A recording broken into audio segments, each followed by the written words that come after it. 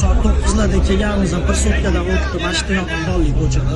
Bilasiz, ertaga jahon chempionatiga saralash bosqichining so'nggi turi o'tkaziladi. O'zbekiston va Qatar o'yinini stadiondan tomosha qilmoqchi bo'lgan muxlislar bilet sotib olish uchun milliy stadion yoniga to'planishgan. Bilet oldingizmi? Yo'q, hanga kelganda ochirib 300 minglik bilet ham dash qolmadi. Necha puldan boshlandi o'zi biletni? O'zi 75 mingdan boshlab sotishdi, 100 ming qilishdi. 100 mingdan 200 ming qolishdi. Mana shu yotib qolgan joylari ham bo'yadik. Men o'zim ko'zim bilan ko'rdim. Realni yosh katta odamlar ham mana shu yotib bilet ololmasdan ketishyapti. Biletlarni stadion atrofida qo'lda sotib yurganlar ham talaygina 100 ming so'mlik biletlarni 800 ming so'mga sotishayotganini ko'rishingiz mumkin.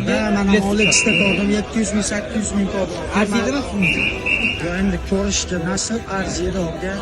Gap yo'q, jahon chempionatiga chiqishda malades bo'ldi. Sizning bu boradagi fikringiz qanday? Bu narxlar o'yinni stadiondan ko'rish uchun arziydimi? Fikringizni kommentariyaga yozib qoldiring. Nima bo'lganda ham jahon chempionati ishtirokchisiga aylangan futbolchilarimizga omad tilaymiz va ularning g'alaba qozonishiga ishonamiz.